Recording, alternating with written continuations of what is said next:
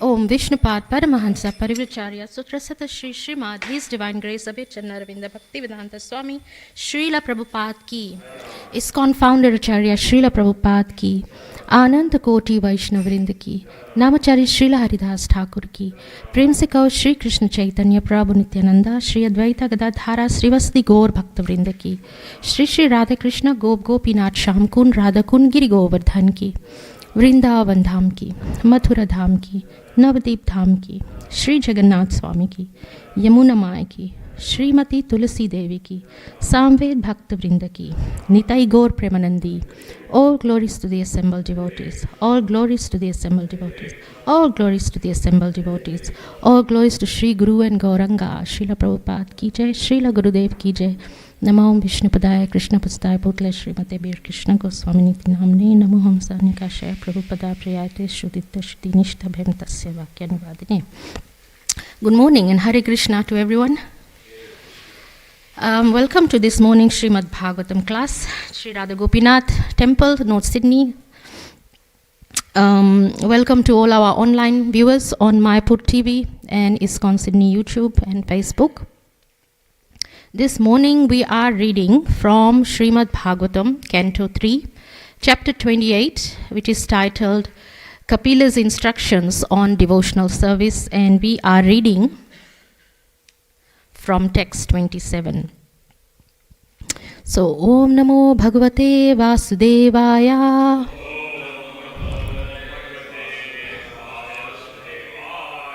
Om Namo Bhagavate Vasudevaya.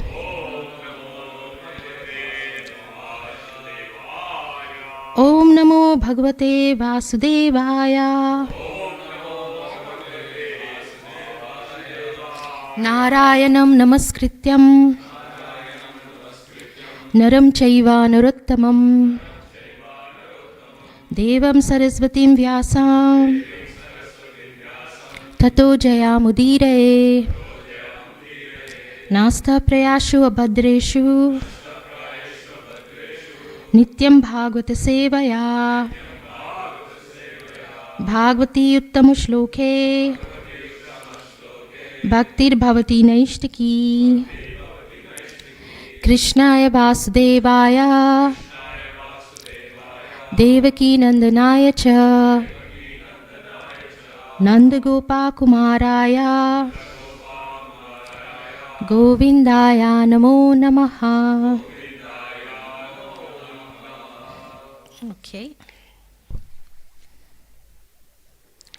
Bahumscha mandara grihe parivartanena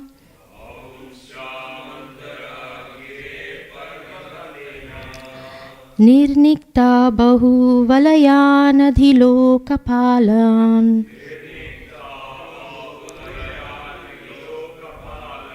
sanchittaye dasa sataram ashayah teja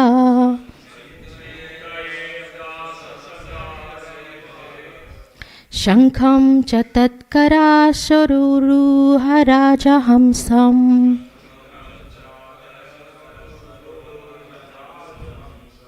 Bahumscha mandara girihe parivartanena Nirnikta bahu valayanadhilo kapalan Sanchittayed dasha sataram ashayah teja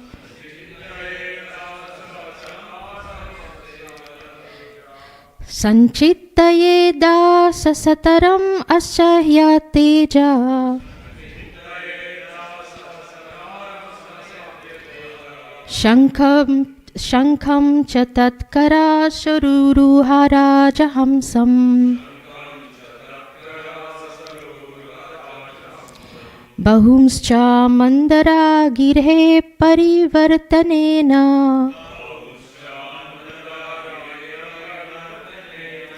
Nirnikta bahu valayanadhilo kapalan Sanchittaye dasha sataram ashaya teja.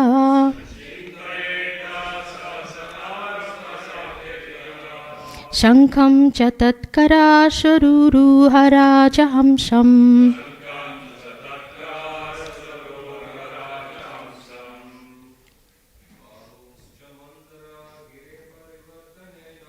Bahuscha mandara girire paritenena. Nirnikta bahu balayanadhilo kapalan. Sanchittaye dasha sataram ashaya teja. Shankam cha tatkara sharuru haraja hamsam.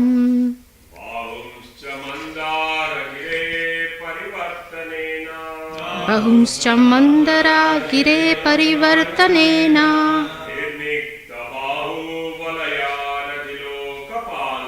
Nirnikta bahu valayanadhilo kapalan.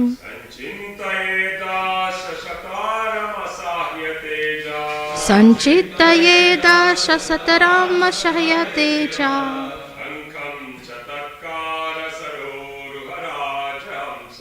Shankam cha tatkara sharuruharaja hamsam. Bahumscha mandara gire parivartanena. Nirnikta bahu valayanadhilo kapala.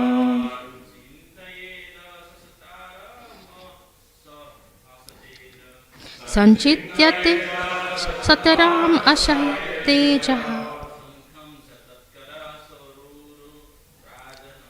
Shankam cha tatkara sarura raja hamsam. Bahumscha mandara gire parivartanena. Nirnikta bahu valayanadhilo kapala. Sanchittaye dasha sataram ashayate ja. Shankam cha tatkara sarura raja hamsam. Okay, ladies.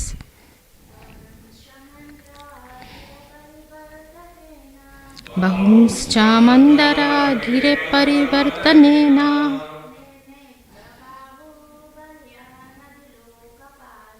Nirnikta bahu valayanadhilo kapalam.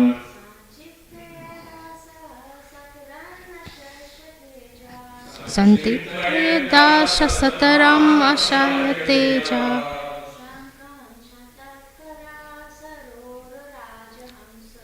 Shankam cha tatkara sarura raja hamsam.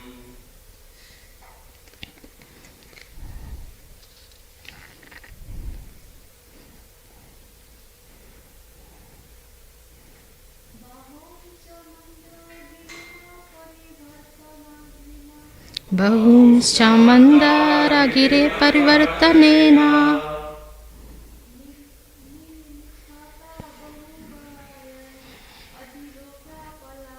Nirnikta bahu valayanadhilo kapala.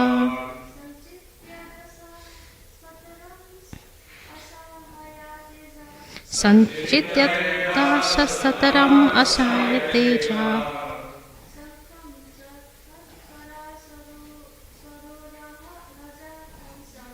Sankam chatatkara sarura raja hamsam. Okay, thank you. Bahun, the arms.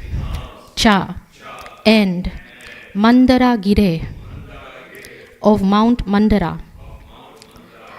Parivartanena, by the revolving. Nirnikta, polished. Bahu Valayan, the arm ornaments. Adiloka Palan, the source of controllers of the universe.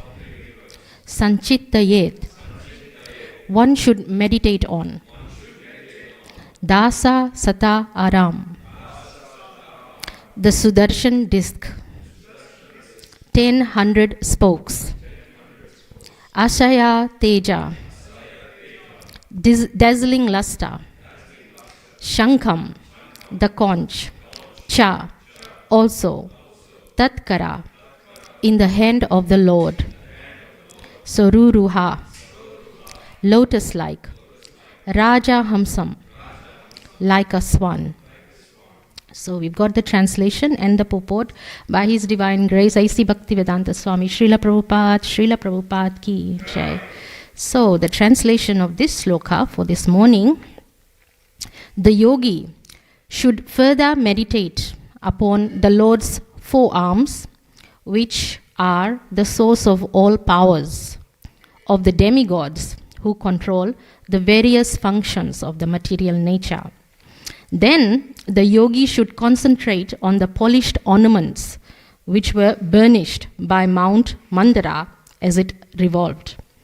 He should also duly contemplate the Lord's discus, the Sudarshan Chakra, which contains 1000 spokes and a dazzling luster, as well as the conch, which looks like a swan in his lotus-like palm.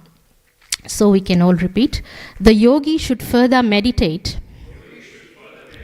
upon the Lord's forearms, which are the source of all the powers of the demigods who control the various functions of material nature. Then the yogi should concentrate on the polished ornaments which were burnished by Mount Mandara as it revolved. He should also duly contemplate the Lord's discus, the Sudarshan Chakra, which contains 1000 spokes and a dazzling luster, as well as the conch, which looks like a swan in his lotus-like palm. So there we go. That's a very good description of Lord Krishna in his forearms. So the purport: all departments of law and order emanate from the arms of the Supreme Personality of Godhead. The law and order of the universe is directed by different demigods, and it is here said to emanate from the Lord's arms. Mandara Hill is mentioned here because when the ocean was churned by the demons on one side and the demigods on the other, Mandara Hill was taken as the churning rod. The Lord, in his tortoise incarnation, became the pivot for the churning rod, and thus his ornaments were polished by the turning of Mandara Hill. In other words, the ornaments on the arms of the Lord are as brilliant and lustrous as if they have been polished very recently. The wheel in the hand of the Lord, called the Sudarshan Chakra, has 1000 spokes. The yogi, which is us, is advised to meditate upon each of the spokes. He should meditate upon each and every one of the component parts of the transcendental form of the Lord. So, Om Jnana Timirandasya Jnananjana Shalakaya Chakshurunmilitam Yena Tasmai Shri Guruve Namaha Shri Chaitanya Manovistam Stapitam Yena Bhutale Swayam Rupa Kadamayam Dadati Swapadantikam Vande Ham Shri Gurum Shri Yutapadakamalam Shri Gurum Vaishnavamscha Shri Rupam Sagrajatam Sahagana Raghunathan Vitam Tam Sajivam Sadvaitam Savadutam Parijana Sahitam Krishna Chaitanya Devam Shri Radha Krishna Padan Sahagana Lalita Shri Vishakhan Vitamscha. He Krishna Karuna Sindhu Deen Bandhu Jagatpate Gopesha Gopika Kanta Radha Kanta Namastute Tapta Kanchana Gourangi Radhe Vrindavaneshwari Vrishabhanu Sute Devi Pranamami Haripriye Vancha Kalpa Tribhascha Kripa Sindhu Vaevacha Patitanam Pavane Bhayo Vaishnave Bhyo Namo Namaha Jai Shri Krishna Chaitanya Prabhu Nityananda Shri Advaita Gadadhara Srivasadi Gaura Bhakta Vrinda. Hare Krishna Krishna Krishna Hare Hare Hare Rama Rama Rama Hare Hare. So we've got an interesting topic here again today. A lot of us always ask, when chanting what to do, how to meditate on Krishna. So here's another example. If you are interested in Krishna in his all his ornaments and his fighting forms and the club and the disc, so you can focus on that. But I was thinking, this morning we might actually discuss about because it says here that Mandara mountain was used to be churned, the ocean. The Mandara mountain, so I thought let's discuss that a little bit. It's actually very nicely described in the Srimad Bhagavatam Canto 8. If you read it from somewhere, chapter 8 to chapter 10 or 12. So there are quite a few chapters dedicated to the churning of the ocean. And why would anybody want to churn the ocean in the first place? Why don't just let it be? So, I read a little bit and I listened to Gurudev's class. It's always mentioned that we are in a material world and we are always harassed by something or other. All of us are. Yes, we are always harassed by something or other. And you might think that, we'll make it to the heavenly planets and we enjoy over there, but they also get harassed. Their so-called seats are always in danger. Indra Asan, his chair is always, his chair is always under threat by none other than his own brothers. Who are his brothers? The demons. So what I'm trying to say is the demons and the demigods, because Indra is a demigod, and all the demigods like the Lord of the sun god, and Vayu and Agni, these are all demigods. And they are constantly attacked by their own brothers. The demons are their brothers. How? Well, the demon's father and the demigod's father is one. So I was just contemplating it. We get these stories even in the Greek mythology. Zeus, he is a father of, there's a god of thunder or something like that. And then he's also the father of a mischievous god. So he's father of both. So here, Kashyap Muni, he's the father of demigods and he's also the father of demons. The only difference is their mother. So who's the mother of the demigods? Aditi. And who's the mother of the demons? Diti, their sisters. So Kashyap Muni, throughout the reading that I said, Kashyap Muni seems to be unfazed. His sons are fighting and killing each other, and those fightings are extremely bad. It's very full of blood. His arms and legs, slaughtered, and they die. They kill each other, brothers. So I was listening to a class by my Guru Maharaj, and I was like, wow, demons. And my Guru Maharaj was trying to explain what are demons. Because he said, demons are not always, those people who look like, horns with horns and a tail and a red skin like Satan. They don't always look like that. In fact, they look the opposite. They look like gentlemen. And they look, even Ravan's a demon, right? He's known to look like Arnold Schwarzenegger or something. Muscles and very good looking, and ladies fall for them. And they are very well mannered outwardly. So then what makes them a demon? Even Ravan he knew all the Vedic scriptures and he knew how to do the mantras.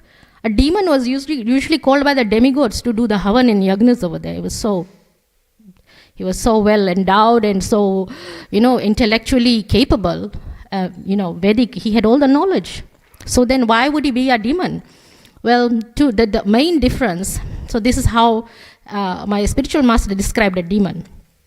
A demon is one who doesn't really have faith in God, doesn't believe in God, even though he's practicing all the spiritual scriptures and doing the mantras and things like that. They are envious of God and they do not accept God's authority. They do not accept Krishna as God, whereas devotees do. So, the classic example is Mahabharata, right? Duryodhan wanted to rule the Pandavas. Normally, when the Pandavas are addressed, they forget to address Draupadi. She comes with the Pandavas. They all believed in Krishna. They were humble. So that's the difference between demons and a demigod. So what happens is the demigods are always under threat.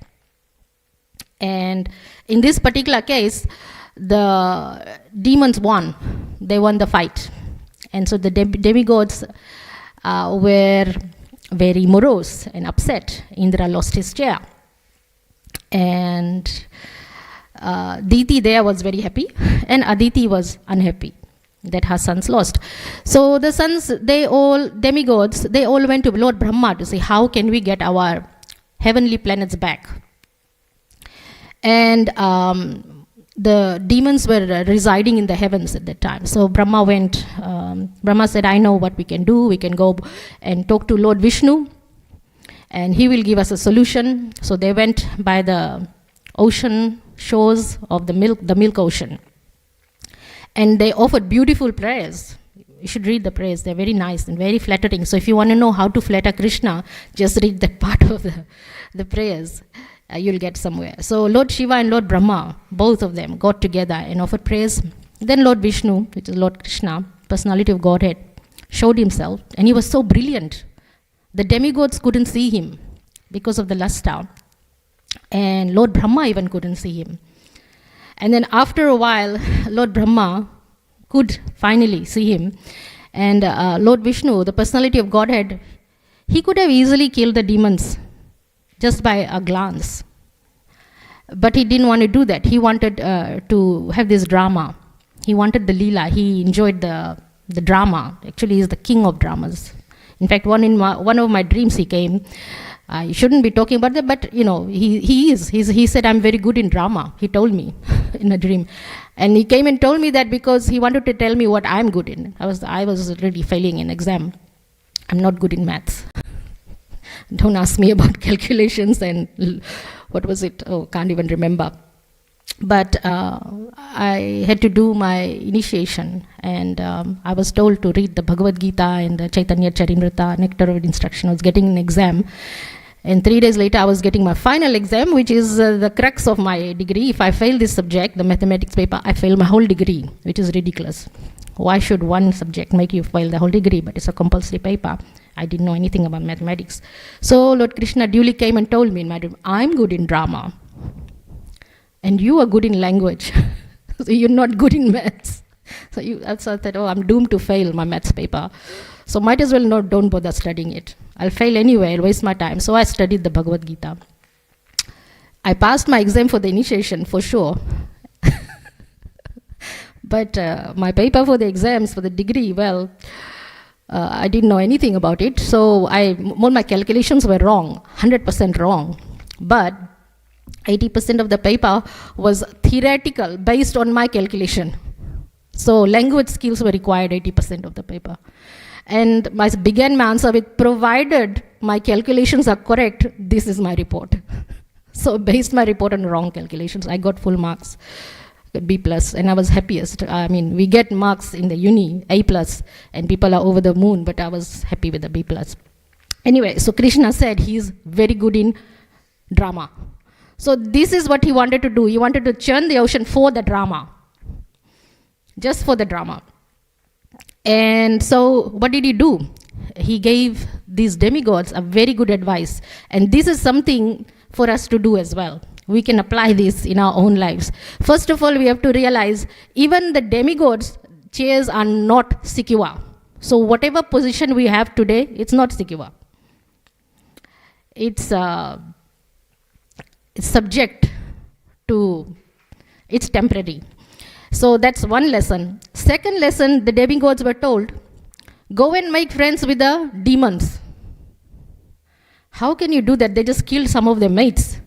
But Krishna, the Lord Vishnu advised, go and make friends and have a consensus agreement that you are going to churn the ocean and elixir of youth and immortality will come out, the Amrit, and you'll both benefit. And then, you'll all be, very happy. So Lord Indra had to swallow his pride, but he was taught at that time when they went to, the ocean, by the ocean shores, when Lord Vishnu was talking, he was taught the art of making friends with the devil himself, the demons. So Lord Indra went to the demons. The king of the demons was Bali Maharaj at that time, and did a contract with him, made friends with him. A mutual. He used sweet words, whatever was taught to him by Lord Vishnu on how to make friends with your enemy, basically. So that's lesson number 2 for us. If you want something, if you want to get something done, and if it's in your favor, from it comes directly from Lord Vishnu, you make friends. But only until it serves your purpose, obviously. So this is not my strategy. It is the strategy used in our Vedic scriptures by Lord Indra and Lord Vishnu. So they went and made friends with the demons. The demons said, okay, great, we're going to do this, all good. So they went to churn the oceans, and Lord Vishnu had said, put some vegetables and things in the milk ocean. This is what he said, put some vegetables and fruits and things and offer that. So apparently you put those in the milk and you churn it and nectar comes out. So the demigods and demons did that, and then they realized, Mandara mountain was to be the big, rod. But Mandara mountain is extremely heavy and it's made of gold, totally gold. So these demigods and demons together, team effort. So you can learn from that. Even your enemies, if you are on consensus, you can work together. That's actually a good lesson for ISKCON members, because we don't always agree with each other. But still you can work together for one purpose, preaching. And our main purpose really is the Sankirtan movement, make as many devotees as possible. So even if we hate each other, we support each other on that one main objective. It's Prabhupada's objective, really, Chaitanya Mahaprabhu's movement. So we tolerate each other. So these demons and demigods went together to pick up this heavy gold mountain Mandara. Guess what? They picked it up a little bit and then they gave up. Couldn't. It was too heavy. And they got crushed underneath. And they lost their lives and their limbs. And so they thought this is not possible. And then who comes to the rescue? Lord Krishna, obviously. He comes on Garuda, his bird. And he picks up this mountain so easily, made of gold, and he puts it in the back of Garuda, and then he hops on himself, and then he flies. It was nothing for him. He came and he placed the mountain on the shore, in the milk ocean, and said, okay, let's churn this. And Vasuki, the serpent, was supposed to be the rope. Immediately he sent Garuda away. You go. Why? Well, Garuda would have looked at Vasuki and then would have said, Sharira Vidyajal. He eats snakes, he's not vegetarian. So Garuda was sent away. And Vasuki coiled himself around the Mandara mountain. And Krishna said, okay, so demons, you can hold the tail, and demigods, you can hold the mouth. And the demons thought, no, there's a trick to this. We will hold the mouth of Vasuki. Demigods, you hold the tail. So the demons were churning. Guess what? They got burned because Vasuki has poison in his mouth. So they were all black. They were burnt. Anyway, they didn't succeed, because what happened was they were not powerful enough, and the road wasn't really working. So physics, I guess, you pivot and I don't know what else is there. So it wasn't really working very well. So then they asked again, they ran to Lord Vishnu again, what to do. And he said, okay, I will form the base of the Mandara mountain. So he became a tortoise, a huge tortoise. And on his shell back, he carried the mountain. And then again, they started churning the ocean. And guess what? Couldn't do it. What's the lesson? You can't do anything without Krishna. Demigods, demons got together, couldn't lift the mountain. They couldn't churn the ocean. They needed Krishna as the base. Then finally, when Krishna offers himself as the base, they still couldn't churn and get the nectar. Nothing was happening. So they called Krishna again. And then he decided to come in another form. And then he churned the ocean himself. It's in the Srimad Bhagavatam if you read it.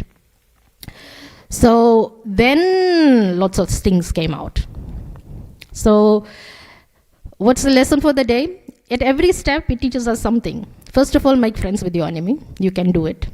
Second, nothing is permanent. Your seat is always under fire. It will go. You're always under attack. Thirdly, you can't do anything without Krishna.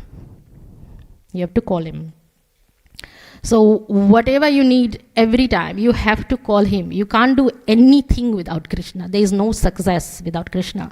So how do you get Krishna to help you? You pray to him. You ask him. You need something else. You need the blessings of a Vaishnava or a devotee of Krishna. You might be a devotee of Srimati Radharani.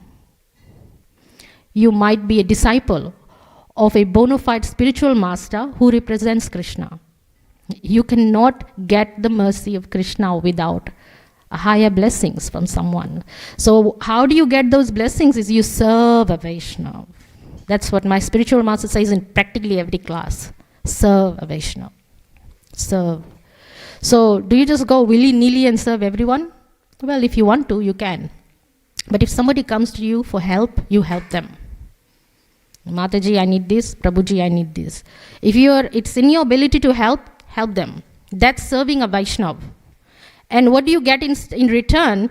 You get heartfelt blessings of the person who you have helped.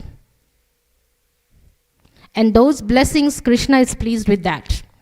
And he will most certainly help you because you have had the blessings of a Vaishnava, your Guru Maharaj, Srimati Radharani, even Lord Shiva. Why am I saying even Lord Shiva? Well, he's a demigod, but he has the ability to give you blessings so that you can advance spiritually. He'll say, Tatastu. And there you go. You become a devotee of Lord Krishna. So Lord Krishna will give you.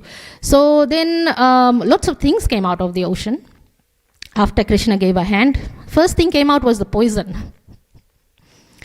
And Lord Shiva was meant to drink that poison because he has the ability to drink the poison. So they had a wonderful vision of Lord Shiva and Bhavani, his wife, is Durga Devi, sitting in the Himalayas. And the demigods and demons had this wonderful darshan and said, oh, please help us because all the living entities were dying because of all the poisonous fumes and poison. So he just came, took it in his hand and he drank it. And he contained it in his throat. So what happened, how did his wife feel about that, Bhavani Devi? Because her husband's taking a lot of poison. Well, she was very pleased. She was praising Lord Shiva because she is also a well-wisher of living entities. You might think she's Durga Devi, she's Bhavani, but essentially she is a mother who loves her children. And so she is very much inclined to protect living entities. So that also gives us the idea that we cannot kill living entities and offer it to her because there's a lot of where's my phone? There's a lot of living entities who believe that, you offer her blood. She doesn't want blood. She's a mother. Why would she want her own children to be killed? So these are some lessons. And anyway, a lot of things came out. What I want to, I'm sort of running out of time, and we have in this purport that we should meditate on the chakra, Sudarshan chakra. And so I wanted to read to you a little bit about what is Sudarshan chakra and some implications of it. So that was why we talked about the churning of the ocean is, first of all, it told us about the churning of the ocean in today's shloka, but it is also part of your meditation. Like it says, the yogis should think of Lord Krishna in the four-armed form, should think of his discus, should think of his conch. These are some of the things, tools, strategies you use while you are chanting to focus, to give you the focus on your chanting so that your chanting is of quality. A lot of the times our mind is running here and there. We cannot control it. And even if we can control it, it will be 5 seconds. On the 6th second, you'll be thinking of something else. So then you can meditate on, Lord Krishna's Sudarshan Chakra, his club, his conch shell, how he helped the demigods churn the ocean, what sort of things came out of there. Lots of nice things came out of there. Lakshmi Devi came out of there. And actually part of his drama was to attain Lakshmi Devi as his wife. That's why he would churn the ocean. She's the daughter of the ocean, Lakshmi Devi. So whenever you go to the ocean, of her obeisances, one of her names is that she's a Samudra Jala Nivasini, right? She lives in the ocean. So she's the daughter of the ocean. So she came out of there, and there was no one to. She's a very chaste lady, and she came out, and she couldn't see anybody worthy of her husband, only Lord Vishnu. So she garlanded him, and he accepted her. And the demigods were very morose, by the way. All the beautiful girls, when the Apsaras came out, the demigods took the Apsaras. They all came out from the ocean, the churning. They took the ladies, Apsaras, beautiful ladies, and the demigods, the demons were thinking, what is there for us? So then Varuni came out. Varuni is a beautiful lady who is into drinking liquor and things like that. And she was ordered by Lord Vishnu to go to the demons. So the demons accepted Varuni. So there's lots of interesting things happen. Obviously Dhanvantari came. I believe he is Dhanvantari. He's also an expansion, the photo that you can see on the wall, holding the elixir, Amrit. He's actually an expansion, partial expansion of Lord Krishna according to Srimad Bhagavatam. So he looked very beautiful, blue skin and everything. And he came out, and then there was a fight. Obviously, the demons wanted the elixir. And then that was Lord Krishna to the rescue again. So he took many forms during the churning of the ocean. He came out as Mohini Murti. Even Lord Shiva ran after her. So the demons thought, oh, how beautiful she is. She will give us the elixir. We'll let her take it.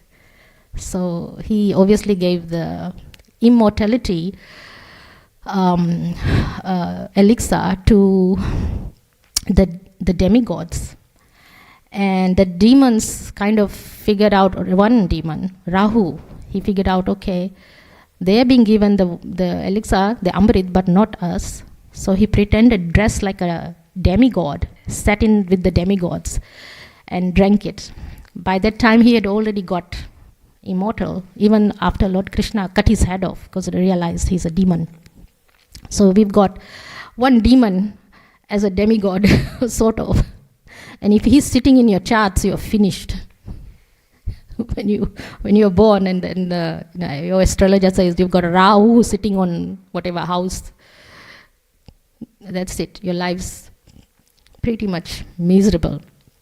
So anyway, that's part of the churning of the ocean, and it's a really nice story. But I wanted to read to you about Sudarshan Chakra. Let me see if I have got it. Where did I put it? If you can bear with me. Oh, here we go.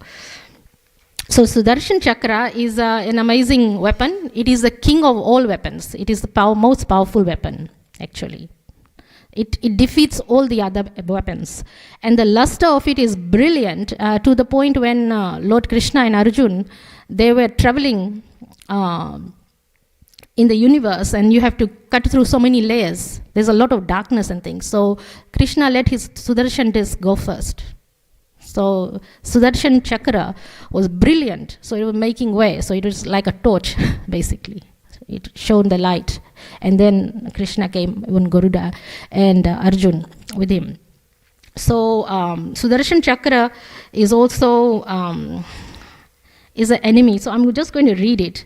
This one is from Srimad Bhagavatam again, and it's Canto 9. And there's a translation, I'll read that. The Sudarshan Chakra is the glance of the Supreme Personality of Godhead by which he creates entire material world. So the Sudarshan Chakra apparently is created by the glance, according to this, is the glance of the Supreme Personality of Godhead by which he creates the entire material world. sa aikshata sa ajrata. Sorry about my Sanskrit, is not very good. This is the Vedic version. The Sudarshan Chakra, which is the origin of creation, is most dear to the Lord. Is most dear to the Lord, and it has 1,000 spokes.